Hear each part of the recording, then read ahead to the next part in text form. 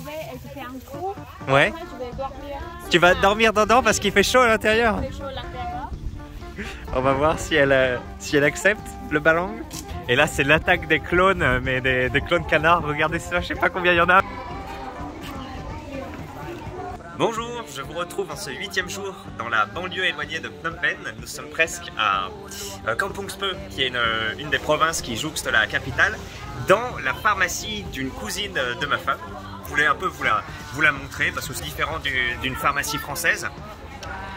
Alors déjà, ce qui est un peu pas étonnant, mais c'est souvent au-dessus des pharmacies, il y a les habitations de la famille. C'est pas la première fois que je vois ça. Donc vous voyez qu'au premier étage, il y a la pharmacie, et enfin non, plutôt au rez-de-chaussée, et au second, il y a l'habitation. Alors, cas un peu particulier de la pharmacie de la cousine de ma femme, elle est mariée à un infirmier, donc derrière il y a des lits pour des patients, faire des soins. Là il y a une dame avec une poche, vous savez, une poche avec du liquide, mais vous voyez de quoi je parle. Alors maintenant je vous montre un peu la pharmacie.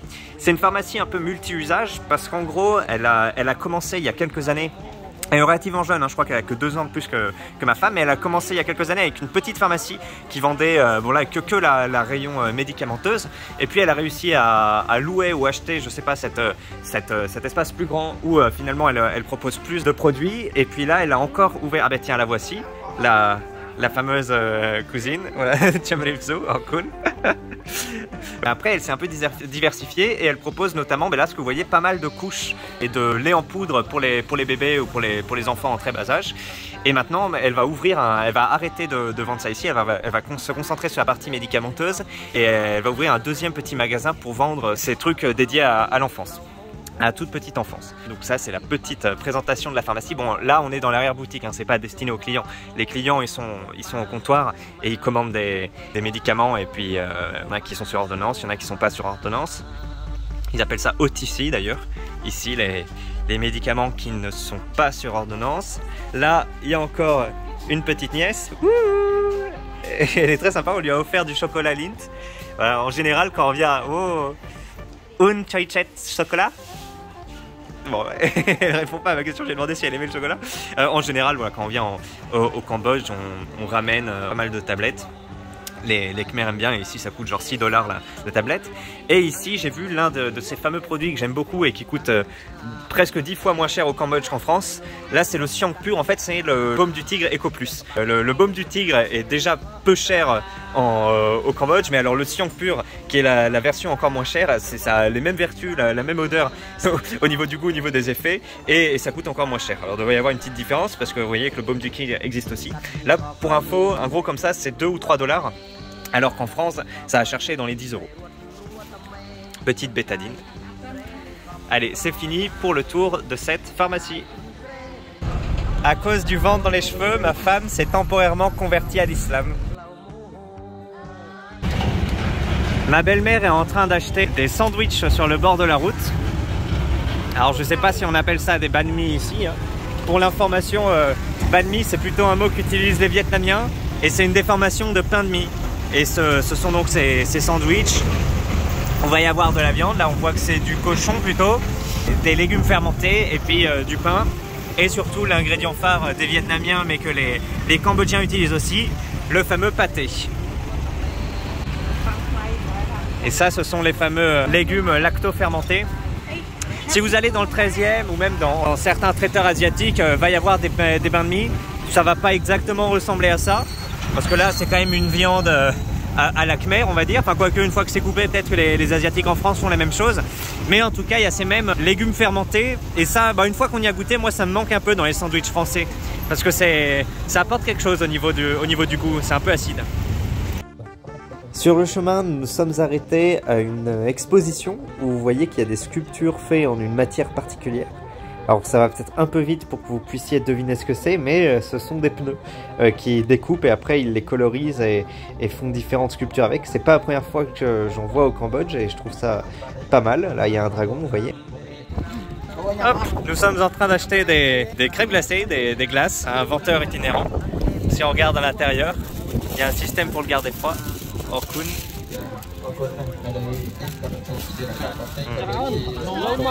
Ce sont des glaces avec un fil de plastique autour. Là, j'ai pas encore enlevé le mien, ma femme a enlevé le sien. Et dans l'égout, il y a souvent mangue Elle, en violet, c'est taro. Le mien, en jaune, c'est durian. Et celui du petit, en blanc, c'est noix de coco. Donc des saveurs locales. Le singe, tu as demandé au vendeur comment étaient faites ces glaces. Alors, tu peux nous dire? Oui, ça c'est des glaces de durian. Il a mis le goût de durian avec farine de riz et avec un peu de sucre et du lait concentré. Ok, merci.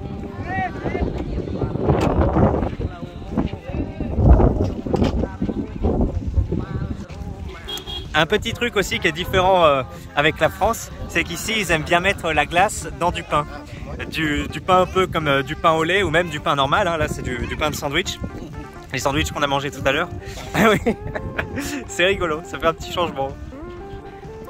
Nous sommes maintenant à Kampong Speu, une province proche de Phnom Penh, pour visiter le lieu de travail de mon beau-frère, qui est là-bas en chemise blanche. Et en fait, il commercialise des baux, comme on dirait, un bail de terrain. Vous voyez qu'ici, ces petites bornes rouges, attendez, je zoome encore, voilà, représentent des délimitations de terrain. Et au Cambodge, ben là, comme on a pu le voir, hein, c'est un pays en grande expansion, j'imagine démographique, mais aussi en construction. On a pu voir des immeubles qui construisaient, on en a visité un. Mais il y a aussi beaucoup de terrains qui prennent, encore une fois, beaucoup de valeur, puisque à certains endroits, va y avoir des zones commerciales qui vont s'installer ou une nouvelle route qui va être créée pour fluidifier le trafic ou autre. Et donc des terrains vont exploser en valeur, prendre un x10, x20 en quelques années. C'est arrivé à pas mal de personnes qu'on connaît, voilà, qui avaient acheté des terrains pas trop chers et puis ils avaient ça en tête ou par le fruit du hasard, ce terrain a pris pas mal de valeur. Et donc c'est l'une des façons qu'ont les personnes assez pauvres ou enfin de la classe moyenne au Cambodge pour devenir riche, tout simplement, parce qu'il y a les études coûtent très cher, il y a beaucoup de choses qui empêchent une insertion, une élévation sociale comme en France. Je pense que je ferai une vidéo plus dédiée pour donner un peu plus de chiffres et de concrètement comment ça se traduit. Mais ça, le fait d'acheter des terrains, alors du coup tu dois quand même t'endetter à la banque et les taux sont très chers, mais après de espérer pouvoir le revendre plus tard plus cher, ça fait partie des choses qui motivent pas mal les jeunes Khmers. Et d'ailleurs il y a pas mal de publicité, on va dire, pour encourager les jeunes Khmers à investir, à acheter des terrains comme ça, à vouloir un peu monter sur le dos de la bête spéculative. Je sais pas trop quel est l'intérêt de faire ça, de faire marcher les banques hautes, mais je sais qu'on a discuté avec des Français qui me disaient c'est fou, la jeunesse est matraquée quoi, pour acheter des terrains, acheter des appartements, tout ça. Je vous retrouve en ce 9e jour à Phnom Penh. Nous sommes sur le départ pour aller dans la maison familiale du singe, là où elle a grandi, dans la province de Pursat. Je vous fais une petite présentation de la famille. Donc là, il y a le singe que vous connaissez bien. Ma nièce. La nièce Vicini, que vous avez déjà vue plusieurs fois. Et son grand frère Potia. Là, il y a la mère du singe. Hop. Le père qui conduit, un neveu d'une autre sœur qui s'appelle Pixette et sa grande sœur qui est enceinte. Allez. Et il va encore avoir quelques autres personnes de la famille qu'on va retrouver à Pursat et qui vont venir visiter avec nous après le grand voyage. Ce sera à Phnom Penh. Non, à Siem Reap, là où il y a les temples dans le camp. Nous nous sommes arrêtés à un terrain qu'a acheté mon beau-frère pour le revendre. Et je vois qu'au fond, il y a un lac avec des lotus dessus. Donc je vous propose de le regarder. Ça fait longtemps que j'en avais pas vu. Et de loin, on voit que c'est pas mal fleuri.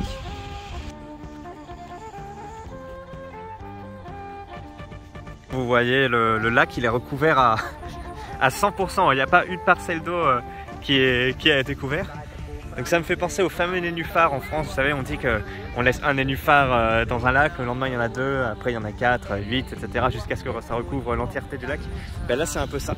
D'ailleurs je crois que nénuphar et lotus c'est la même famille, voire la même chose. Je crois que c'est quand même un peu différent. Et ben, y a des très jolies fleurs, hein. Si on zoome, regardez. Ah, elles sont vraiment belles. Et ça on peut en faire des bouquets pas trop chers. Ah oui, bah tiens, là il y en a une qui est juste à côté de nous. Déjà bien éclose. Ouais. Tac. Et alors là à côté c'est l'intérieur de la fleur une fois qu'elle a perdu ses pétales. Et bah ça peut être mangé. Ça peut être mangé, cette partie-ci. Voilà, c'est les graines à l'intérieur qu'on peut manger.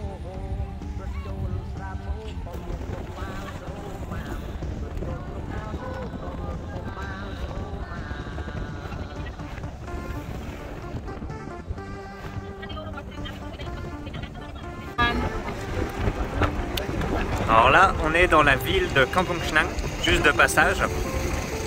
Une autre province slash ville dans le centre du Cambodge, pas loin de Phnom Penh. Et elle est très connue, cette ville, pour la fabrique de poterie et le travail de l'argile. Il y a notamment une petite... tiens, regardez ça, c'est ce qu'on a déjà vu, les fameuses statues avec la gendarmerie. Voilà, il y a une fabrique de poterie, de grosses amphores ou de statues de Bouddha, etc. J'ai pas encore visité, mais je sais que ça peut être assez intéressant. Nous nous sommes arrêtés en chemin à Kampong Chhnang dans une boulangerie typiquement khmer. On voit qu'il y a ce type de gâteau qu'on trouve aussi dans les quartiers chinois en France. Pareil, ça aussi, les nougamous dans les buffets à volonté asiatiques, parfois on a ça en dessert. En France, ça c'est des pâtes, je sais plus quelle est la base, je dirais que c'est de la farine de manioc et puis après c'est aromatisé. Là, en général, quand c'est vert, c'est au pandan. Et là, ça je saurais pas le dire, ça peut être au gingembre ou à autre chose. C'est très bon aussi, hein. C'est moelleux, ça se rapproche un peu du mochi, mais c'est pas vraiment la même chose, c'est un peu plus dur. Et au Cambodge, on va plutôt utiliser la farine de manioc, qu'on appelle le tapioca. Vous savez, si vous avez déjà pris des bubble tea, il y a des petites boules à l'intérieur. Et ben, ces petites boules, c'est de la farine de manioc qu'on appelle du tapioca. Là, il y a un gâteau à la carotte, carrot cake, des donuts aussi. Et oui, donc ils vont plutôt utiliser la farine de riz et surtout la farine de riz gluant que la farine de blé comme en France, ce qui donne une texture un peu plus moelleuse, hein, comme les mochi en général, à leur pâtisserie. Et là, on voit qu'il y a aussi du pain de mie. Peut-être que c'est un mélange de farine de blé et de farine de riz, puisqu'ici la farine de blé coûte plus cher. Et si vous vous posez la question du goût, ces gros gâteaux qui peuvent sembler très appétissants avec des jolies couleurs que je vous ai montré en vitrine tout à l'heure, et pareil ceux-là qu'on a achetés, c'est un peu comme en Angleterre ou en Allemagne où j'ai pu aller aussi. Il y a des gâteaux super beaux avec des jolies couleurs, des grosses formes, ça a l'air incroyable. Et quand on goûte, au final il n'y a pas beaucoup de goût. Souvent ça va être une crème au beurre très grasse, pas très subtile. Voilà, j'ai déjà goûté deux gâteaux qui coûtaient 20-25 $ et en fait quand on les mangeait, j'ai l'impression que tout le monde était un peu déçu. C'est pas comme en France où on a des goûts plus subtils et meilleurs tout simplement. Nous avons acheté des petits gâteaux. En fait c'est de la banane compactée et là de la patate douce violette compactée. C'est assez rigolo, je m'attendais à ce que ça soit un peu plus sucré, mais en fait non, il y a qu'un ingrédient avec un peu de sésame dessus, puis qui a été brûlé, enfin cuit au barbecue. C'est pas mal, mais c'est des légumes quoi. Et là il y a la version évoluée du gâteau, c'est de la banane avec quelle partie de la coco ma chérie? De la chair ou... Ok, il y a de la coco râpée et du sésame, et ça par contre c'est plus sucré, ça on dirait vraiment une... Ah, non, il ajoute pas de sucre, mais c'est plus sucré que de la patate quoi.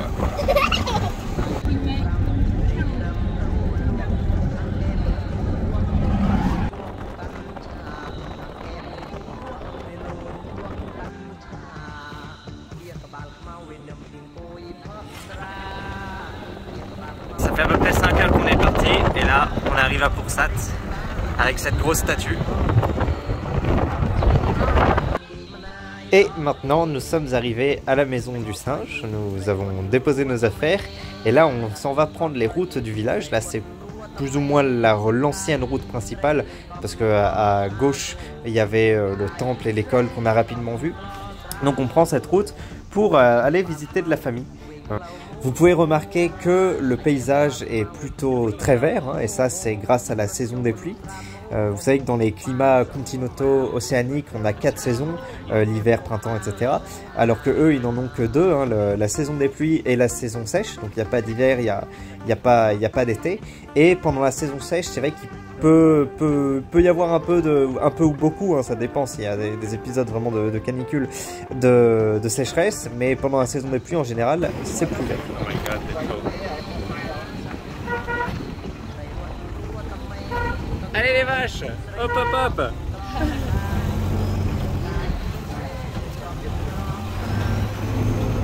Nous sommes en train de faire un petit tour de la famille du singe et là nous sommes en train de visiter la maison où elle est née, hein, littéralement là où sa mère a accouché.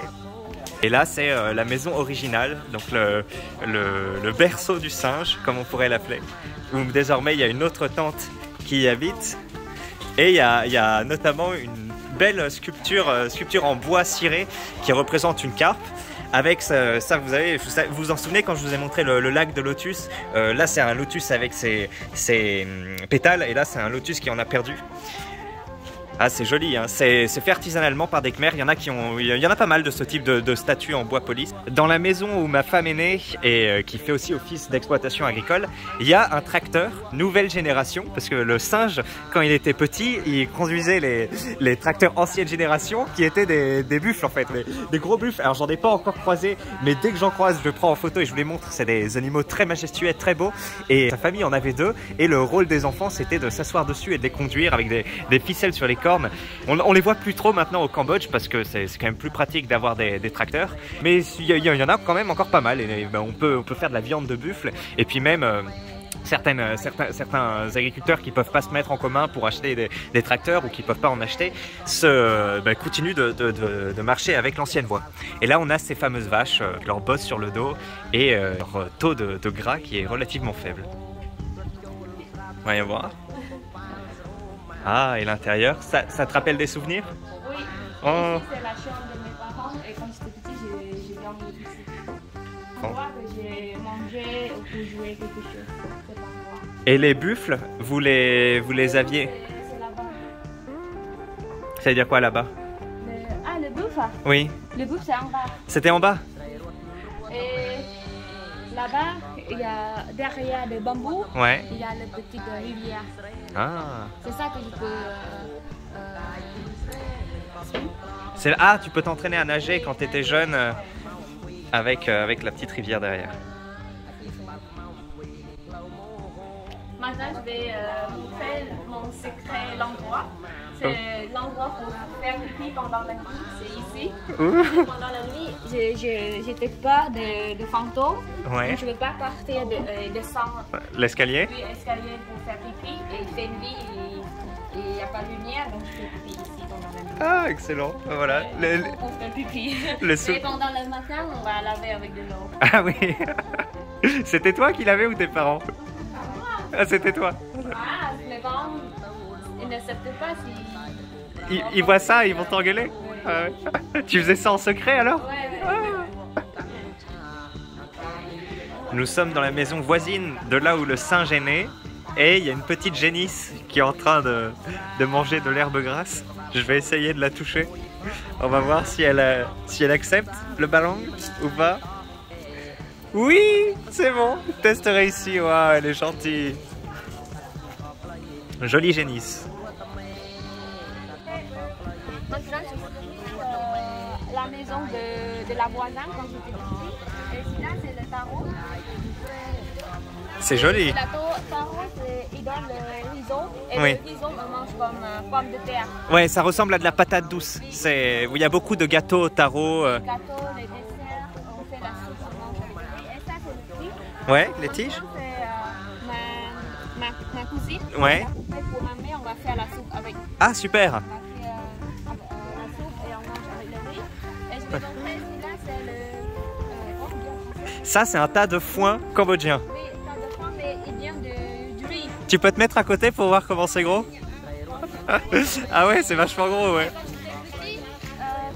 Avant, il fait très froid, mais maintenant, c'est terminé. Avant, il fait moins que 20 degrés, c'est 16 ou 14 degrés. Oui. Quand j'étais petit, je fais la maison avec ça. Je m'enlevais et je fais un trou.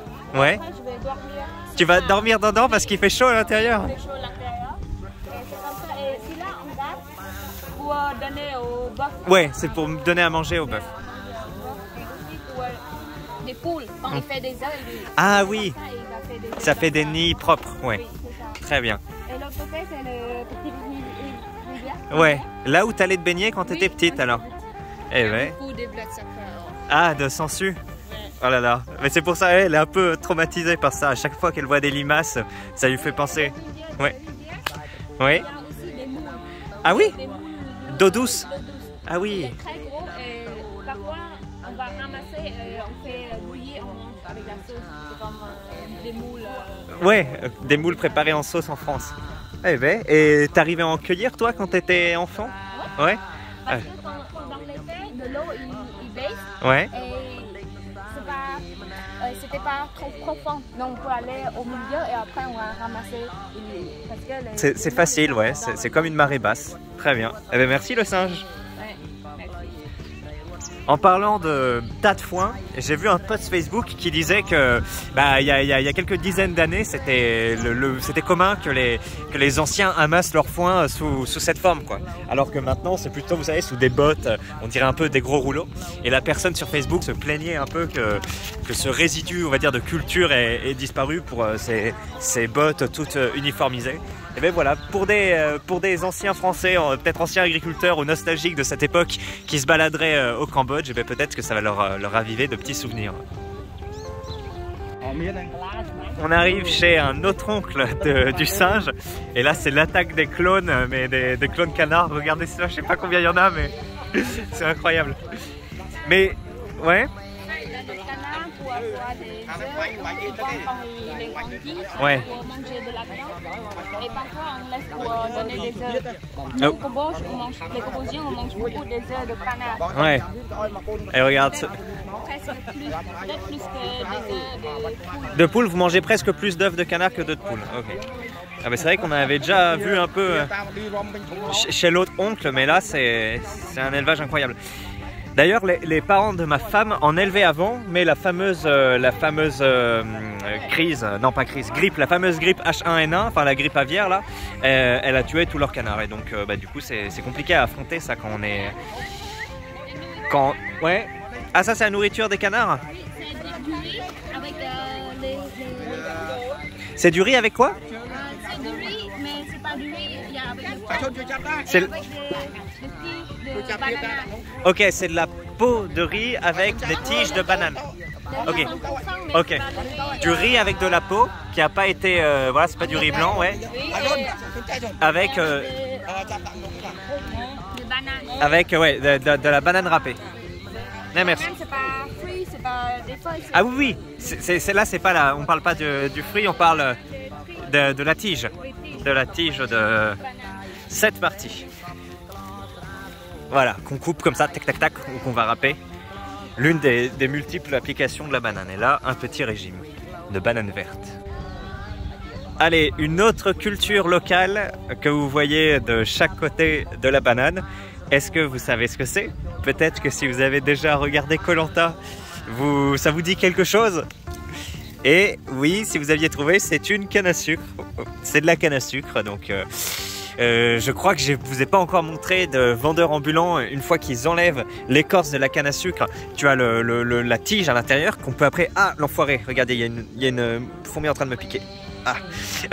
Une fois qu'on enlève l'écorce, ça fait mal en plus, c'est pas très mal, mais bref. Une fois qu'on enlève l'écorce, il y a une tige sucrée à l'intérieur qu'on peut presser avec une espèce de moulinette qui fait comme un rouleau compresseur. Et ben, le jus extrait de cette tige est délicieux.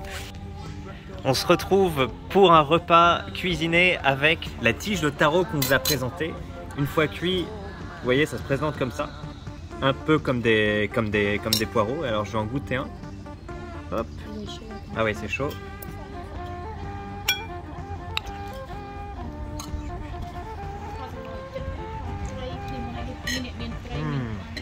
C'est sucré, c'est très bon avec cette soupe. Il y a du lait de coco aussi dans la soupe, non? Oui, on ajoute lait de coco. On fait la soupe avec du poisson comme ça.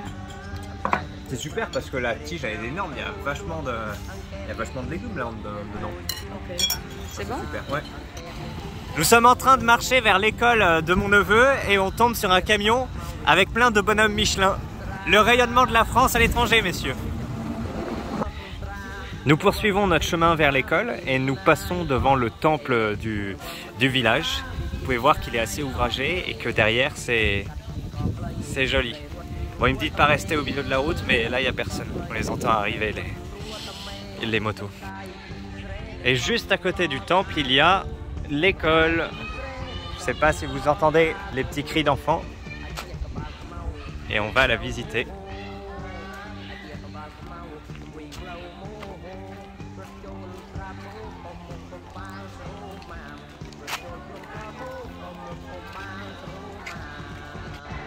Alors là, on a tout le parking des vélos. Les Cambodgiens se baladent beaucoup en scooter, mais les écoliers beaucoup plus en vélo, surtout en ville. Il y a des petites statues là, les enfants jouent quand c'est la récré. Et là on arrive à la classe. Donc mon neveu m'a expliqué qu'il avait cours 4 heures par jour, 6 fois par semaine. Et je vais pas parler trop fort, il y a des gens qui font une leçon.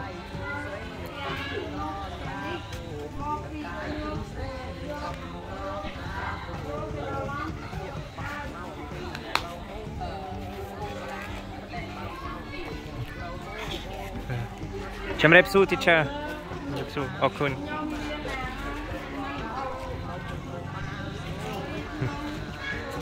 Là, ils récitent leur leçon. Donc, il y a certaines classes qui ont cours que le matin, 6 fois par semaine, d'autres que l'après-midi, 6 fois par semaine. Ça représente à peu près 24 heures de cours pour les enfants khmer par semaine. Voilà, la classe studieuse.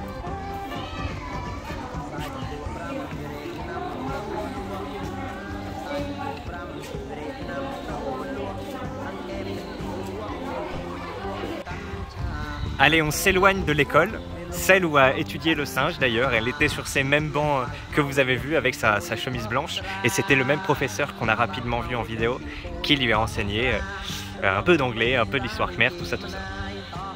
Allez, je vous laisse sur cette belle image de buffle d'eau dont je vous ai parlé. Merci d'avoir regardé cet épisode et on se retrouve au prochain. Salut!